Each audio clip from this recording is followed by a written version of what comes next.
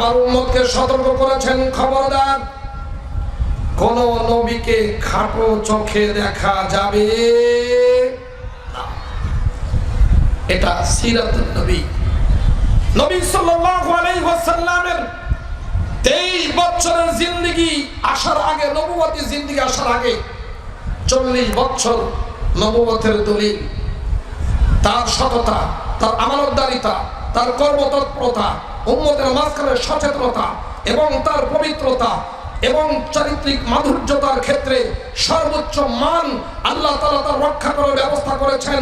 এই নবী যেদিন থেকে ইকরা বিসমি রাব্বিকাল্লাযী খালাক এই আয়াত যেদিন পেয়েছেন, ওই দিন থেকে নিয়ে আখেরি নিঃশ্বাস পর্যন্ত আমার নবীর পুরো জিন্দেগি, আমার নবীর পুরোটা সময়, রাত বা দিন, সকাল বা সন্ধ্যা এবং প্রত্যেকটি সেকেন্ড, প্রত্যেকটি মিনিট এটা অনুকরণীয়, অনুসরণীয়। একটা মিনিটও বাদ দিতে পারবে না, কোন উম্মত বাদ দিতে পারবে না। আমাদের নবী শেষ নবী, আমাদের নবী আখেরি নবী। আমার নবী যা করেছেন, আমার নবী যা বলেছেন, আমার নবী যা দিয়ে গিয়েছেন, এইটার মধ্যেই আমার এই জাতির, আমার এই পৃথিবীর মুক্তি, এই পৃথিবীর মানুষের উন্নতি, অগ্রগতি, সমৃদ্ধি, সত্যিকার কল্যাণ যদি প্রতিষ্ঠা করতে হয়, সত্যি যদি উন্নতি লাভ করতে চায়, সত্যি যদি মজলুমের হাহাকার বন্ধ করতে চায়, সত্যি যদি সব মানুষের, সব সৃষ্টিজীবের কল্যাণ নিশ্চিত করতে চায়, ইনসাফ যদি কায়েম করতে চায়, আমার নবীর পুরো জিন্দেগি, প্রত্যেকটি সেকেন্ড, রাত এবং দিন, সকাল এবং দুপুর, প্রত্যেকটি বিষয়ে অনুসরণ করতেই হবে। এক চুল পরিমাণও কেউ যদি বাদ দেয়, যদি কেউ অস্বীকার করে বসে, কেউ যদি এটাকে খাটো মনে করে, এটাকে যদি তিরস্কার করে, ওই ব্যক্তি হাজি থাকবে না, পাসি হয়ে যাবে, ইয়াকুব থাকবে না, বেয়াকুব হয়ে যাবে, আনোয়ার থাকবে না, জানোয়ার হয়ে যাবে। কি বলেন ঠিক না ভাই আমার? সম্মানিত দিনী ভাইরা, এই শিক্ষা আমরা নিয়েছি, পেয়েছি কোথায়? আমরা এই শিক্ষা পেয়েছি আমাদের নবী সাল্লাল্লাহু আলাইহি সাল্লামের সিরাত থেকে নিয়েছি। কোথা থেকে বলেন না? নবী সাল্লাল্লাহু আলাইহি সাল্লামের সিরাত থেকে আমরা নিয়েছি। সিরাতের নামে তো এখন 2 নম্বরই চলে, কথা কয় না? কয় আমরা কাজকে সিরাতের উপরে উঠাইতেছি। সিরাত কি জিনিস এটা আগে বোঝেন। ইসলাম একমাত্র, শুধুমাত্র, কেবলমাত্র মহাসত্যের দিন। এর বাইরে চুল পরিমাণও সত্য নাই, ছিল না, থাকবে না। কি বলেন ঠিক না? ইন্নাদ-দীনা ইনদাল্লাহিল ইসলাম।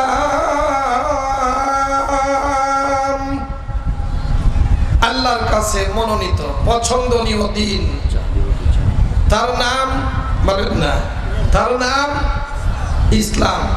ইসলামকে আপনাদের বাসু নয় যে নাম বলতে সমস্যা। আল্লাহর কাছে মনোনীত দিন, পছন্দনীয় দিন, যার নাম বলেন, আরো জোরে বলেন কি নাম? সন্দেহ আছে নাকি এখানে? এটাই সত্য, এটাই মহামুক্তির সনদ। আল্লাহ তাআলা বলছেন, এর বাইরে কেউ যদি চায়, ডাইনে বামে বিভিন্ন দফায়, এইটা হয় না। হবে আল্লাহ তাআলা বলছেন, وَمَن يَبْتَغِ غَيْرَ الْإِسْلَامِ دِينًا فَلَن يُقْبَلَ مِنْهُ وَهُوَ فِي الْآخِرَةِ مِنَ الْخَاسِرِينَ।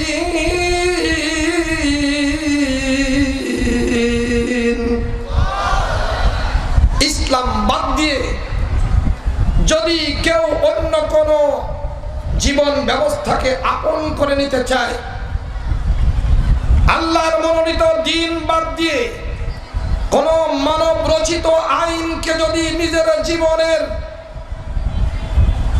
চলার পথ বানায়, ফালা ইউকবালা মিন, তার পক্ষ থেকে কোনো কিছু কবুল করা হবে না। কে বলেছেন বলেন না? কবুল তো করা হবে না।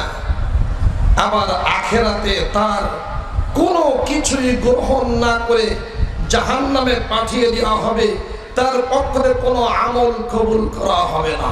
নাউজুবিল্লাহ।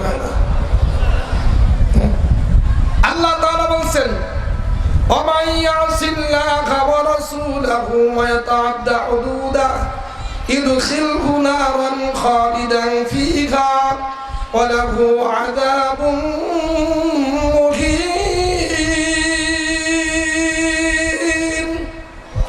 যেই ব্যক্তি আল্লাহর নাফরমানি করবে, রাসূলের নাফরমানি করবে, দুইটা দেখেন, আল্লাহ এবং আল্লাহর রাসূলের নির্দেশনামার বাইরে কেউ যদি যায়, ওয়াতাআদ্দা হুদুদাহ, আল্লাহর দেয়া সীমারেখা যেই ব্যক্তি লঙ্ঘন করবে, ইউদখিলহু নারান খালিদান ফিহা, আল্লাহ তাআলা তাকে আগুনে প্রবেশ করাবেন। কোথায় বলেন? আগুনে। কতদিন থাকবে? 2-3 দিন থাকার পরে বাইর করে দিবে, এমন নাকি? হ্যাঁ না, খালিদান ফিহা, চিরদিন এখানে ঢুকায় রাখবেন। থাক, আমার দিয়া সীমারেখা লঙ্ঘন করেছ আর তুমি শান্তির জায়গায় থাকবা, হতে পারে না। আমার দিয়া সীমারেখা লঙ্ঘন করেছ, আমার দিয়া সীমা লঙ্ঘন, আমার নবীর শিক্ষার বিরুদ্ধে অবস্থান গ্রহণ করে আমার বান্দা বান্দীদের উপরে জুলুম করেছো, আর মনে করেছো বঙ্গভবন 1 টাকায় খরিদ করে নিয়ে চিরদিনের জন্য 41 পর্যন্ত থাকবা, হবে না, তোমাকে আমি নগর জাহান্নামে ঢোকাবো। দিল্লিতে দিছে, পরের দেশটা নিজের দেশ না, স্বামীর দেশ, নিজের বাবার দেশ বাদ দিয়ে অন্য জায়গায় গেলে কি শান্তি পাওয়া যায়?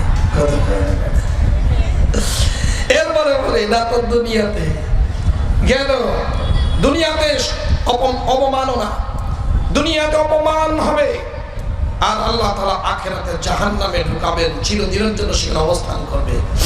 শাস্তি কি? ওয়ালাহু আযাবুন মুকিন, তার জন্য রয়েছে অবমাননাকর শাস্তি। কি শাস্তি বলেন না? অবমাননাকর শাস্তি। ঢুকে যাও চেম্বারে, ওখানে কিছু বিদ্যুৎ নাই, কিচ্ছু নাই, ওখানে থাকো। ইমরান খানের ঢুকাইছে যেমন পাকিস্তানের শয়তান, না থাকো, কিন্তু জুতা মারতে মারতে যদি ঢুকায়, তবে এটা কি সম্মানের ঢুকানো নাকি অবমাননার সাথে ঢুকানো? জুতা পিঠে হবে। ওয়ালাহু আযাবুন মুহিন। কোরআন বলছে, وما كان لمؤمن ولا مؤمنة أن يكون له أمرا, দেখো কোন ইমানদার জন্য, কোন ইমানদার নারী পুরুষের জন্য এই অধিকার নাই, অবকাশ নাই যে আল্লাহ তাআলা তাদেরকে একটা নির্দেশ দিলেন, রাসূল একটি নির্দেশ দিলেন, আর সেই নির্দেশ না মেনে অন্যদিকে যাবে, এটার অনুমতি নাই। কথা বলেন, শুধু কি পুরুষ না নারীও আছে?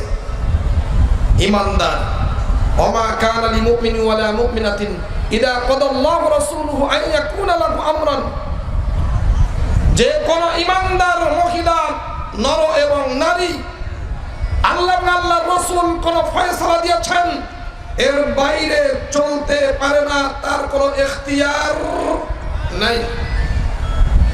নবী রাসূলগণ আল্লাহর পক্ষ থেকে নির্বাচিত। এখান থেকে বুঝে নেন, আল্লাহর নবী সাল্লাল্লাহু আলাইহি ওয়াসাল্লাম, নবী রাসূলগণ আল্লাহর পক্ষ থেকে নির্বাচিত। কার পক্ষ থেকে নির্বাচিত বলেন? আল্লাহর পক্ষ থেকে নির্বাচিত। আল্লাহ তাআলা কি যাকে তাকে নিয়োগ দেন? আল্লাহ তাআলা যাকে তাকে নিয়োগ দেন না। আল্লাহ তাআলা যাকে পছন্দ করেছেন, যার বিষয়ে পূর্ণ আস্থা রয়েছে, যে কখনো উম্মতের সাথে খেয়ানত করবে না, গাদ্দারি করবে না, এমন মহান ব্যক্তিদেরকে নবী রাসূল হিসাবে নির্বাচন করেছেন। কে বলেন না? এই জন্যই উম্মত যেই সমস্ত বিষয় ঈমান আনতে বাধ্য, নবী রাসূলগণ ওই বিষয় ঈমান আনতে বাধ্য। আমানার রাসূল বিমা উনজিলা ইলাইহি মির রাব্বিহি ওয়াল মুমিনুন কুল্লুন আমানা বিল্লাহি ওয়া রাসূলিহি। এই যে শুরু করছেন, কুল্লুন আমানা বিল্লাহি ওয়া মালাইকাতিহি ওয়া কুতুবিহি ওয়া রুসুলিহি। লা নুফাররিকু বাইনা আহাদিন মির রুসুলি ওয়া ক্বালু সামি'না ওয়া আতা'না গুফরানাকা রাব্বানা ওয়া ইলাইকাল মাসীর। পরিষ্কার যে আমানা রাসূল বিমা উনজিলা ইলাইহি মির রাব্বিহি ওয়াল মুমিনুন, ঈমানদাররা যেই বিষয়ের উপরে ঈমান এনেছেন রাসূল ওই বিষয়ের উপরে ঈমান এনেছেন। কুল্লুন আমানা বিল্লাহি ওয়া মালাইকাতিহি ওয়া কুতুবিহি ওয়া রুসুলিহি, সবাই আল্লাহর উপরে ঈমান এনেছেন, কিতাবের উপর ঈমান এনেছেন, রাসূলদের উপরে ঈমান এনেছেন, সব ফেরেশতাদের উপরে ঈমান এনেছেন। লা নুফাররিকু বাইনা আহাদিন মির রুসুলি, কোন নবী মধ্যে রাসূলের মধ্যে আমরা পার্থক্য করি না যে একজন রাসূলকে মানবে আর একজন রাসূলের উপরে ঈমান আনবে না, একজনের উপরে ঈমান আনবে আর একজনের উপরে ঈমান আনবে না, এটা হতে পারে না। কারণ সত্যিকার অর্থে যদি কোনো ব্যক্তি ঈমানদার হতে চায়, যদি সে মুসলমান হতে চায়, সব নবীর উপরে ঈমান আনা তার উপরে ফরজ। সব নবী রাসূলের উপরে ঈমান আনা ফরজ, একজন নবী রাসূলকেও বাদ দেওয়া যাবে না।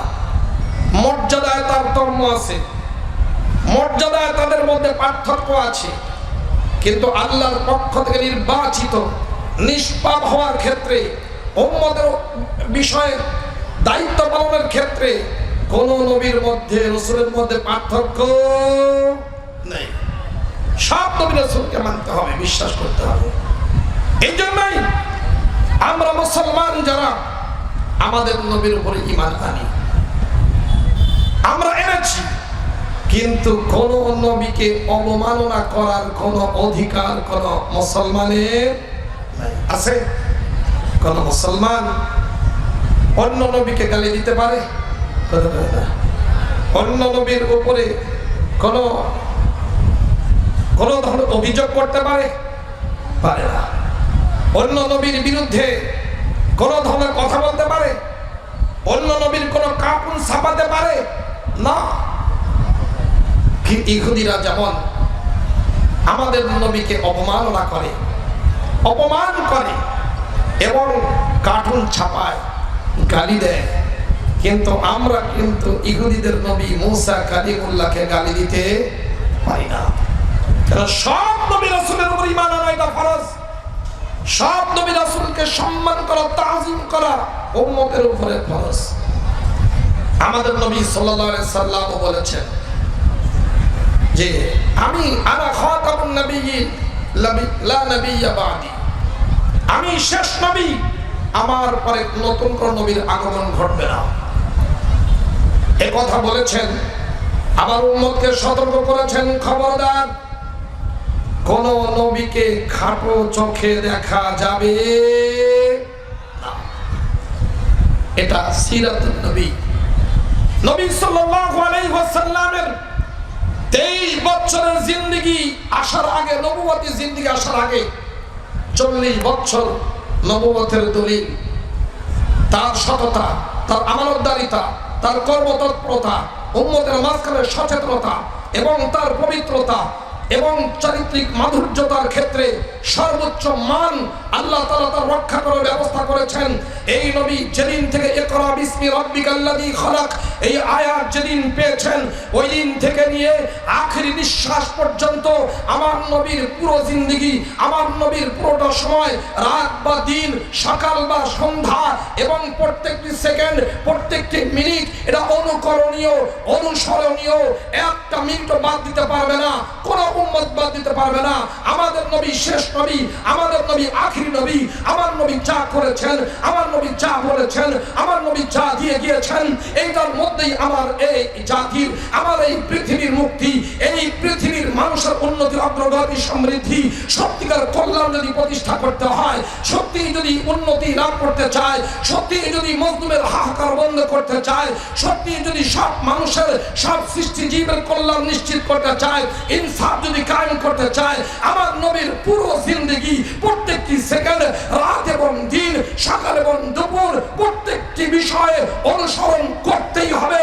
এক চুল পরিমাণও কেউ যদি বাদ দেয়, যদি কেউ অস্বীকার করে বসে, কেউ যদি এটাকে খাটো মনে করে, এটাকে যদি তিরস্কার করে, ওই ব্যক্তি হাজি থাকবে না, পাসি হয়ে যাবে, ইয়াকুব থাকবে না, বেয়াকুব হয়ে যাবে, আনোয়ার থাকবে না, জানোয়ার হয়ে যাবে। কি বলেন ঠিক না ভাই আমার? নবী সাল্লাল্লাহু আলাইহি সাল্লামের সিরাতের কত দাম। সিরাত জীবনী, সিরাত মানে কি বলেন না, জীবনী। একটা হলো জন্ম আর একটা হলো জীবনী। জন্মের মধ্যে কি জীবনী আছে? কথা বলে না। জন্মের মধ্যে কি জীবনী আছে? নাই। কেন? জন্ম কবে হয়েছে, কখন হয়েছে, শেষ। আর কিছু ঘটনা থাকলে বলে দেবে। কিন্তু জীবনী যদি বলা হয় যে জীবনী লেখো, তাহলে জন্মের থেকে নিয়ে পর্যন্ত, জন্ম থেকে নিয়ে যতদিন বেঁচে ছিলেন পুরোটাই আসবে, কোনো অংশ বাদ যাবে না। বুঝেন? তাহলে যদি কয় জন্ম লেখো, বলবো অমুক দিনে অমুক জায়গায় অমুকের পেট থেকে ভূমিষ্ঠ হয়েছে, কিছু ঘটনা থাকলে বলবে, শেষ। বুঝলেন নাই? এটাকেই বলে জন্ম নিয়ে আলোচনা। তার মানে মিলাদুন নবী, এর নাম কি বলেন না, মিলাদুন নবী। মিলাদুন নবী মানে নবীর জন্ম নিয়ে আলোচনা। এটার মধ্যে পুরো জীবনী নাই। কিন্তু যখন সিরাতুন নবী বলা হবে, নবীর জীবনী, নবীর জীবনীর মধ্যে তার জন্ম আছে, তার জন্মের কাহিনী আছে, কোথায় জন্ম হয়েছে তাও আছে, কাদের মাধ্যমে এসেছে তাও আছে, কোন জায়গায় জন্ম হয়েছে তাও আছে, তার পুরো জিন্দেগির প্রত্যেকটি বিষয় সেখানে লেখা থাকবে। এই জন্যই সিরাতুন নবীর কথা আমরা বলি, কেন জীবনীর মধ্যে ওই জন্ম আছে, জন্মের মধ্যে পুরো জীবনী নেই। এটাকেই মিলাদুন নবী আর সিরাতুন নবী বলা হয়। এখন তো মিলাদুন নবী বললে জন্ম আমরা বুঝি না, বুঝি? যদি কয় মিলাদ, তার মানে আসো, একসাথে হও, জিলাপি আনো, ইয়া নবী সালাম আলাইকা, খাওয়া দাওয়া করে বাড়ি যাই। আশ্চর্য ধরন কারবার। আরে তার মানে পুরো অর্থটাকেই বিকৃতি করেছে, পুরো যেই বিষয়টি এটাকেই আউট করে দিয়েছে, যার সাথে ইসলামের কোনো সম্পর্ক নাই, ওই জিনিসটাকে মিলাদ নাম দিছে। আসলে কেমন কথা বলেন তো? নারকেল গাছে কেউ যদি কুশলের ক্ষেত নাম দেয়, এই ব্যক্তিকে সব বলা যায়, সত্যিকার বিবেকবান মানুষ বলা যায় না। যাই, এখন মিলাদ বললে কি বোঝে? মিলাদ বললে বোঝে আসো ভাই, এখানে আসো, ইয়া নবী সালাম আলাইকা। তাও নির্দিষ্ট দরুদ শরীফ, যেটা নবীও বানান নাই, সাহাবা একরামও বলেন নাই। 500-700 বছর পরে কে না কে বানাইছে, তাও একজন অন আরব বানাইছে, আরবের ব্যক্তিও বানায় নাই, কোন আরবি ব্যক্তিও বানায় নাই। এইটাকেই শুধু মিলাদের মধ্যে সীমাবদ্ধ করা হয়েছে। এটা আল্লাহ নবীর জন্মের সাথে, মিলাদ শব্দের সাথে বিশ্বাসঘাতকতা, গাদ্দারি হয়েছে। কি বলেন ঠিক না ভাই আমার? তারপরে আমরা এগুলো বলি না, এই জন্য বলি না যে দ্বারা বিভেদ আরো বাড়বে। এখন বিভেদের টাইম না, ঐক্যবদ্ধ হওয়ার সময়। কি বলেন ঠিক না? তাহলে সিরাতুন নবী, যার মধ্যে পুরো জীবন আছে, জীবনী আছে, জন্ম আছে, সব কিছুই মানতে হয়। আমাদের নবী সাল্লাল্লাহু আলাইহি ওয়াসাল্লাম যেদিন থেকে নবী হয়েছেন, তারপর দায়িত্ব পেয়ে যেদিন থেকে তিনি এই দুনিয়াতে এসেছেন, আগেও তিনি নবী ছিলেন, কোনো সন্দেহ নাই। আল্লাহর পক্ষ থেকে সিদ্ধান্ত, তিনি সবার আগে সিদ্ধান্ত, তিনি নবী হবেন। কিন্তু কিতাব দিয়ে, দায়িত্ব দিয়ে, সব কিছু দিয়ে যেদিন থেকে তাকে নবী ঘোষণা দেওয়া হয়েছে, ওইটা হলো আল্লাহর নবীর 40 বছর বয়স যখন হয়ে গেছে। কথা বলে না? ওই দিন থেকে আল্লাহর নবী সাল্লাল্লাহু আলাইহি ওয়াসাল্লাম জাতির ইমাম, সব জায়গার ইমাম, মসজিদেরও ইমাম, জানাজারও ইমাম, আবার ঈদগাহের ময়দানের ইমাম, জিহাদের ময়দানের ইমাম। ইমাম মানে কি? ইমাম মানে যে সামনে থাকে, ইমাম মানে পেশোয়া, ইমাম মানে হলো যিনি সবার পরিচালনা করেন। কথা কয় না? ইমাম যেদিকে মুক্তাদি সেদিকে, ঠিক না? কথা কয় না? আমাদের পাবনা কি এমন হয় কখন ইমাম দাঁড়িয়ে মসজিদের সব বসা আছে? ইমাম যায় রুকুতে, ওরা কয় আমরা শুয়ে থাকবো, এমন হয় নাকি ভাই? কথা কয় না? ইমাম সিজদায় যায়, ওরা কয় জানো না আমি চেয়ারম্যান দাঁড়ায় থাকবো, তাতে নামাজ হবে? কথা কয় না? তাহলে ইমাম যেদিকে, ইমাম যদি দাঁড়িয়ে যান মুসল্লিরাও দাঁড়াবে, ইমাম যখন রুকুতে যাবেন এরাও রুকুতে যাবে, ইমাম যখন আল্লাহু আকবার বলবেন তখন সবাই আল্লাহু আকবার বলবে, ইমাম যখন সিজদায় তখন মুসল্লিরাও সিজদায়, ইমাম আগে, সব জাতি যত আছে নেতা খেতা সব মুসল্লিরা সবাই পিছিয়ে। কথা কয় না? কিন্তু আপনার এলাকার কোন নেতা, কোন পার্টি নেতা যদি বলে ইমাম সাহেব আপনি বহু বছর সামনে থেকেছেন, এখন আপনি বারান্দায় দাঁড়ান, আমরা সব দামি মুসল্লি, মন্ত্রী পরিষদের, উপদেষ্টা পরিষদের সবাই আমরা ভিতরে গিয়ে আপনার ইক্তেদা করি, আপনি থাকবেন পিছনে, আমরা থাকবো সামনে, তাতে এই নামাজ এই ইমামের পিছনে হবে তো? কথা কয় হবে? পাবনাবাসী ভাই বোনেরা, ইমামের আগে যদি কেউ চলে যায়, ইমাম যদি পিছনে থাকে, ইমামের আগে গিয়ে যদি ইক্তেদা করে, এই নামাজ এই ইমামের পিছনে যেমন হয় না, ওই জাতির সব নামাজ যেমন নষ্ট হয়ে যায়। মসজিদের বাইরে গিয়ে যাদের কাছে ওহির ইলম নাই, যারা দুনিয়াতে মানব রচিত আইন তৈরি করে নিজেরা বাস্তবায়ন করে, এদেরকে যদি সামনে দিয়ে আলেমদেরকে পিছনে দেওয়া হয়, আলেমদেরকে বাইপাস যদি করা হয়, ওহির জ্ঞান আল্লাহর দিয়া বিধানকে যদি পিছনে ফেলা হয়, এখানে যেমন ইমামের আগে গেলে নামাজ হয় না, ওই অন্যান্য ডিপার্টমেন্টে আলেমদের যদি ফলো না করে অন্য গায়ের আলেম যদি সামনে চলে যায়, এখানে নামাজ হয় না, ওখানে জান্নাত পাওয়া যায় না। সব জায়গায় মানতে হবে নবী সাল্লাল্লাহু আলাইহি ওয়াসাল্লামকে। আল্লাহ নবী সাল্লাল্লাহু আলাইহি ওয়াসাল্লাম সব জায়গায় ইমাম, মসজিদের ইমাম, জিহাদের ময়দানের ইমাম, রাষ্ট্র প্রতিষ্ঠার ক্ষেত্রে ইমাম। যখন মক্কা মুকাররমা থেকে মদিনা মুনাওয়ারা গিয়েছেন আমাদের নবী, তখন রাষ্ট্রের ইমাম। রাষ্ট্রের ইমাম না, রাষ্ট্রের ইমাম। তিনি যখন চলে যাবেন টের পেয়েছেন, সূরা নসর নাযিল হয়েছে। আল্লাহর নবী সাল্লাল্লাহু আলাইহি ওয়াসাল্লাম আবু বকর সিদ্দিক রাদিয়াল্লাহু তাআলা আনহুকে আগে বাড়িয়ে দিয়েছেন। নিজের জীবদ্দশায় 17 ওয়াক্ত নামাজ নিজের যায় নামাজে দাঁড় করিয়ে ইমাম বানিয়ে উম্মতকে এ কথা বোঝাতে চেয়েছেন, আমি যখন থাকবো না, খেলাফত ব্যবস্থা থাকবে, ইসলামী রাষ্ট্র থাকবে, ইমারত ইসলামিয়া থাকবে, ইসলামী শাসনতন্ত্র প্রতিষ্ঠা থাকবে। আমি ছিলাম যতদিন জীবিত, আমি ছিলাম রাষ্ট্রের কর্ণধার ইমাম, আমি আল্লাহর প্রধান সুপ্রিম লিডার।